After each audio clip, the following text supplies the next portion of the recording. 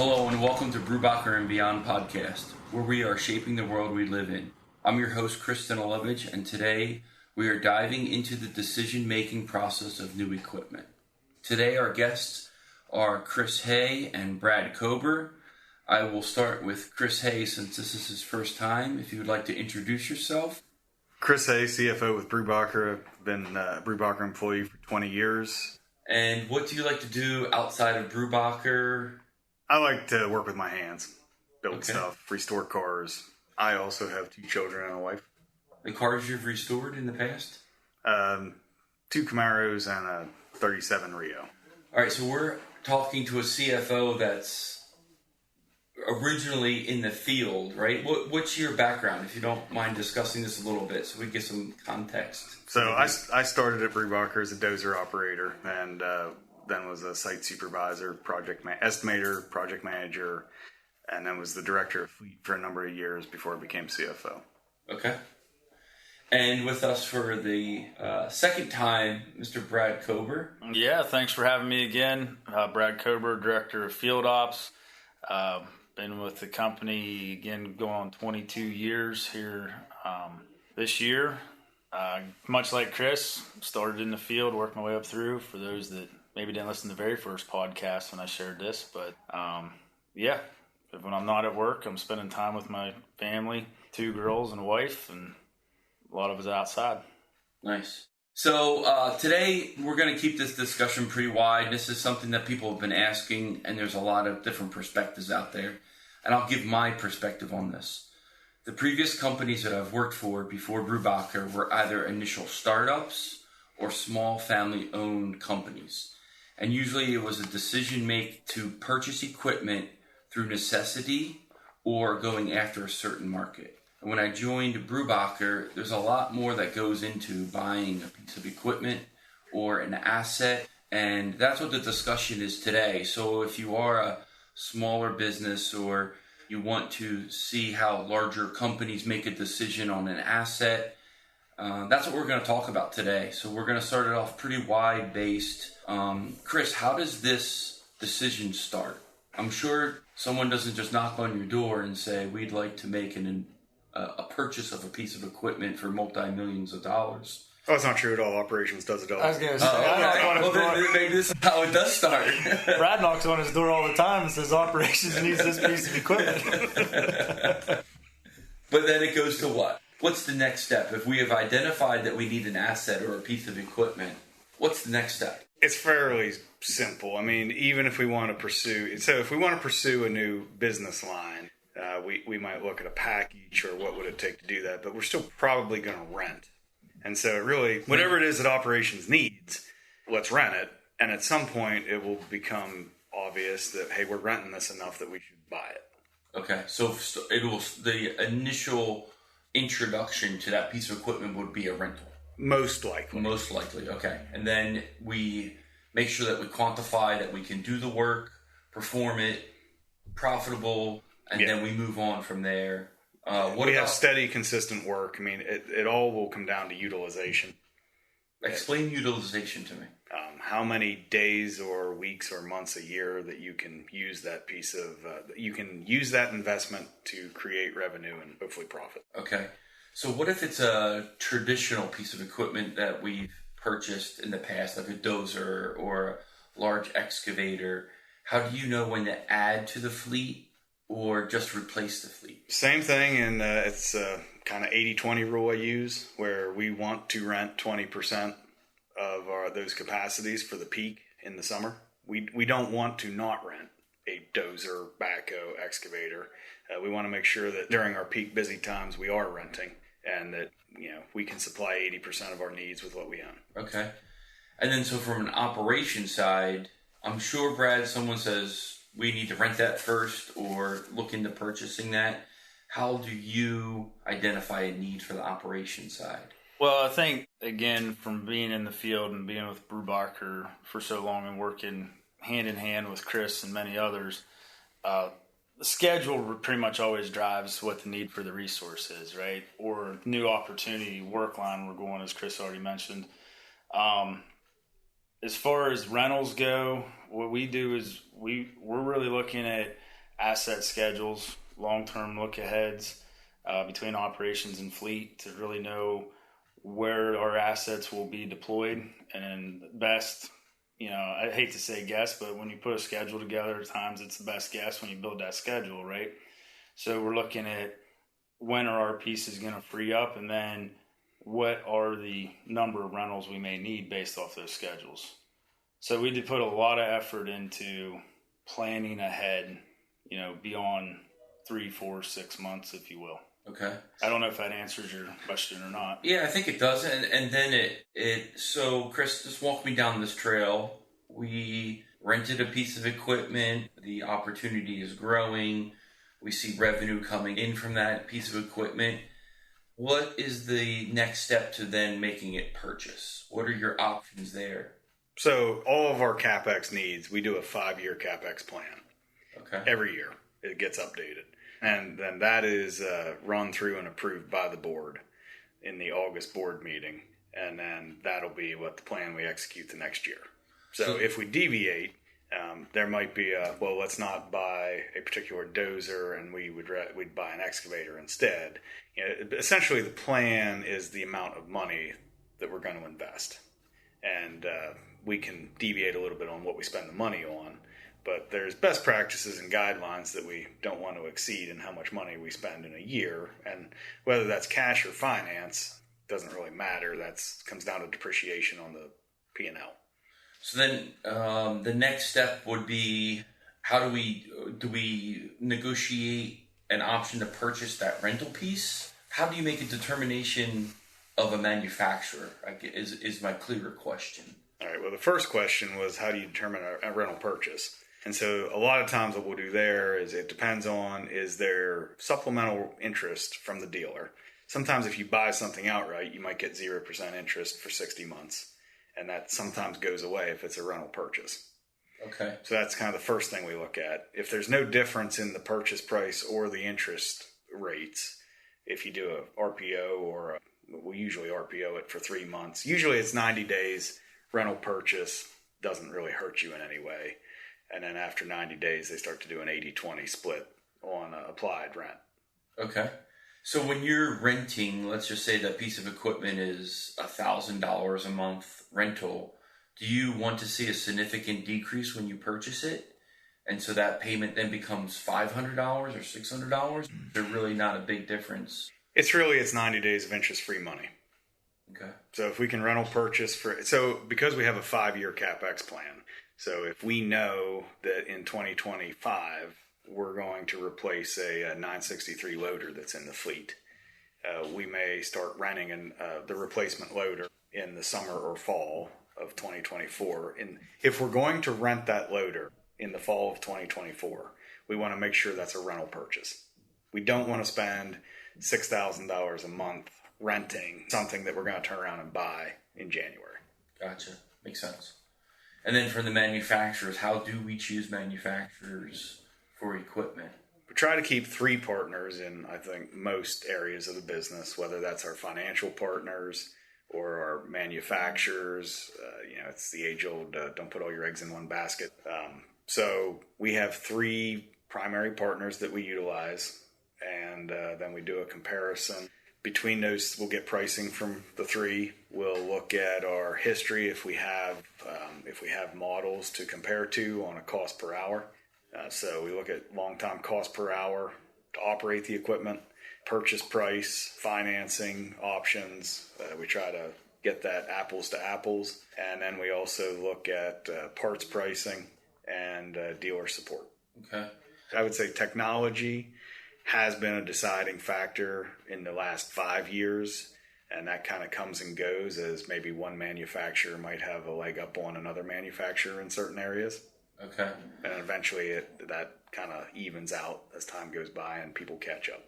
So Brad, on the operations side, how do you tie technology into that vote or that equation? So the biggest thing on the operations side is obviously machine grade control capacities, especially when it comes to dozers and excavators, and then how do we utilize those in the field? I mean, currently we're running 2 different GPS grade controls where we predominantly a Trimble GPS company, but we also have pieces with Topcon GPS on it as well. And I think that's where Chris was touching base on some of the technology.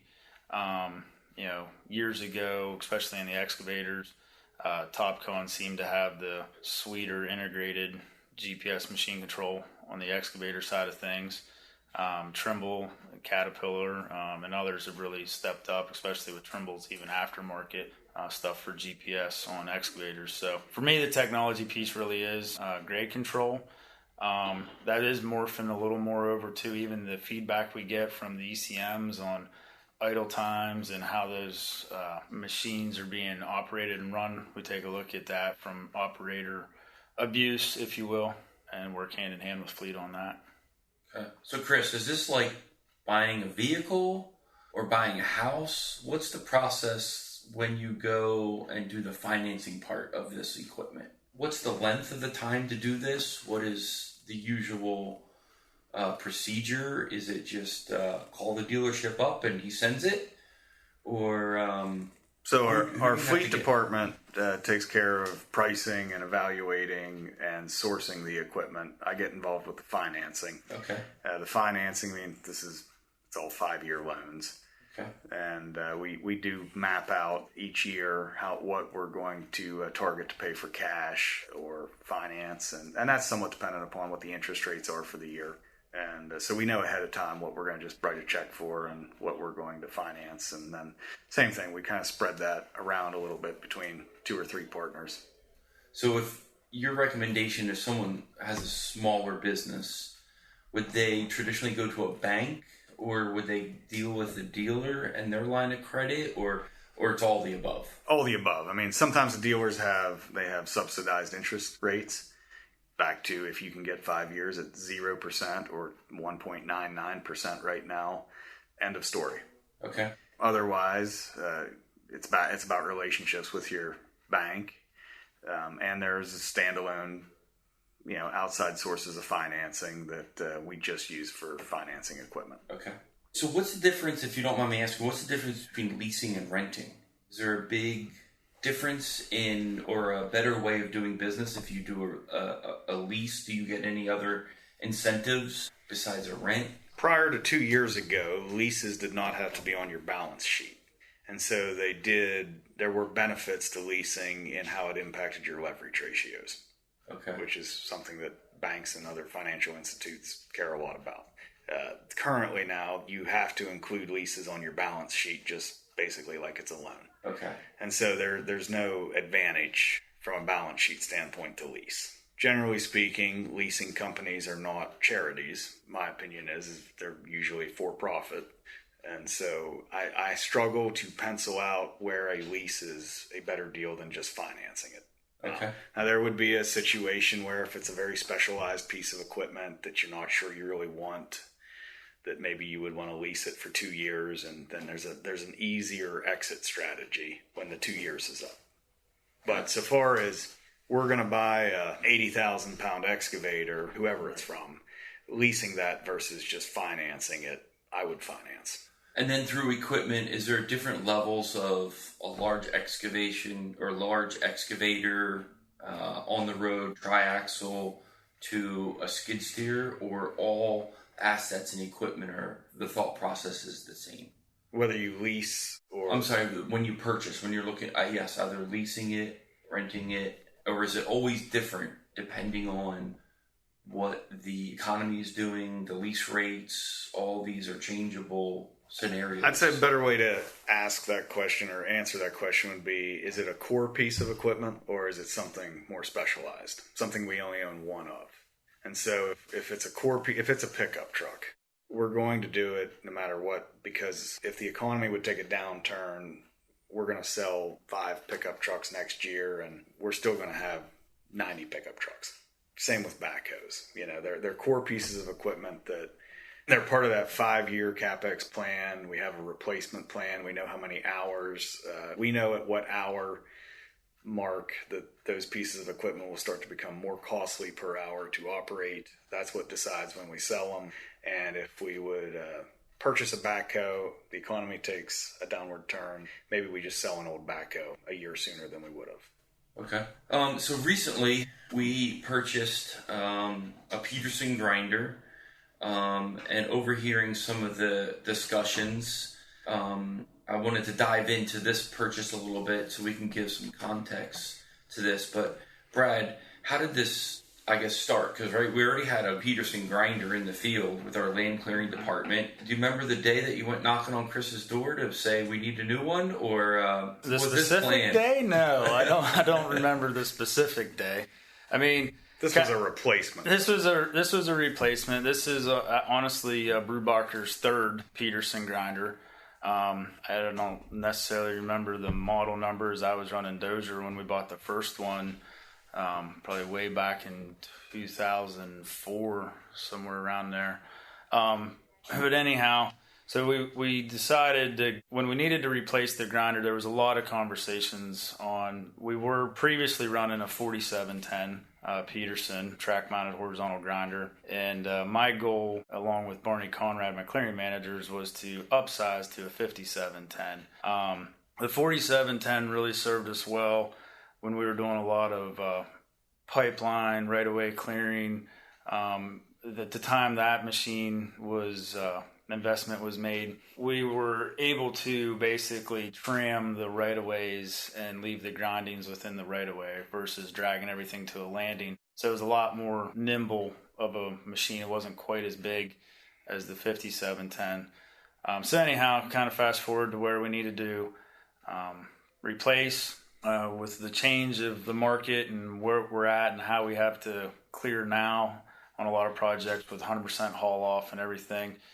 One of our pinch points really became the grinder, not only because it was not as powerful, but obviously it was worn out, if you will. So Chris, myself, and Andy Horning, our fleet manager, along with Barney, getting together, talking about size of grinder and what we needed. It came down to, honestly, running numbers.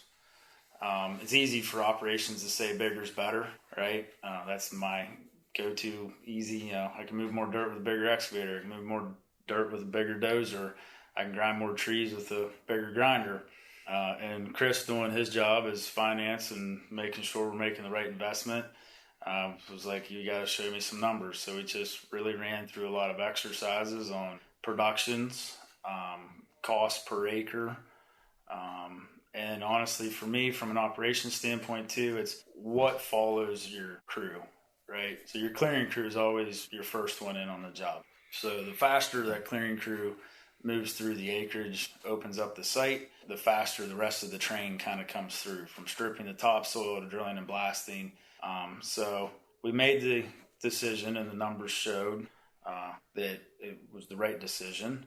We still are in the process of feeding it and working. It's working well, but that was the decision to make for more efficiencies, more acreage, increased throughput through clearing, if you will. So how do we quantify that number of the trains coming, Chris? Like, how do you, in your financial decisions, put a value on the rest of the train coming through with land clearing being the first ones in?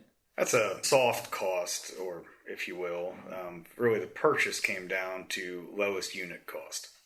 So we were looking at what was the lowest unit cost per acre to clear land when we made the decision between the 4710 and the 5710. Okay, and is it that big of a difference that made us make the purchase for the increased value of that machine to go bigger? And then is it just the time, or what all is in that calculation? The clearing crew. Okay. So to Brad alluded, the 4710 with the changes we'd made and and really the last couple of years have gotten us back into some bigger residential projects. The grinder was the bottleneck.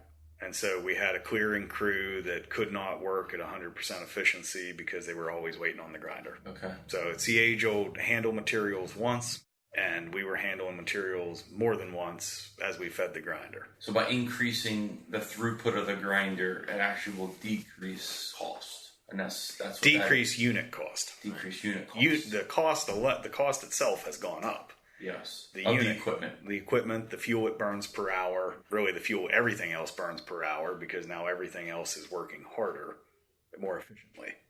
Yes.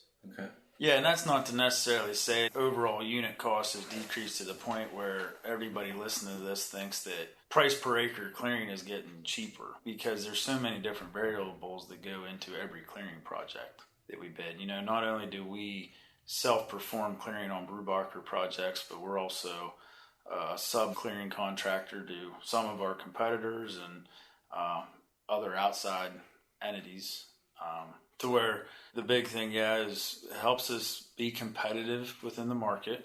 And again, it's a speed and efficiency thing to get folks on their projects quicker.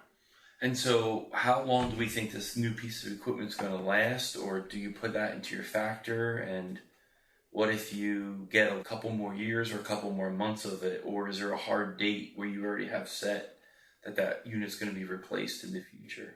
We have a guesstimate that a Peterson grinder was good for about 6,000 hours for the type of work we do. And it will have a really nice second life somewhere in a yard or something that's not as demanding. We do need to get sites opened up and get customers to work, so we can't afford to have breakdowns. And the older any piece of equipment gets, the more it will break down. Yes, especially the grinder. Yes, a grinder, they're awesome to watch, but there's a lot going on there. Yeah, especially with 1,000 horsepower. Yeah, running it's pretty crazy when you think the amount of money you make in an investment for a machine that is essentially designed just to destroy stuff and, you know, take big trees and turn them into toothpicks. Take big trees and turn them into toothpicks in a hurry. So what size diameter can it digest? Or have we... it'll eat a 30-inch tree pretty quick. Wow. So we'll post some video on that.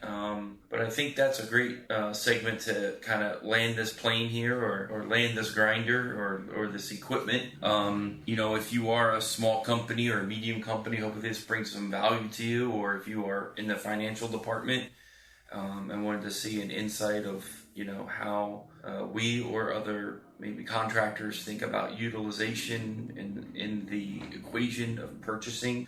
But then also it comes down to relationships, service, parts. So there's a lot of decisions, a lot of time, a lot of strategic thought was put into making a purchase on a piece of equipment. It's just not knock on the door and ask Chris to buy a new piece of equipment. There's a lot that goes behind it. So I want to thank you guys for your time today, and we look forward to the next episode. Please like and share this episode if you find any value. And if you do have any questions, send me an email or hit me up on LinkedIn. I appreciate it. Thank you. Thanks for having us. Thank you.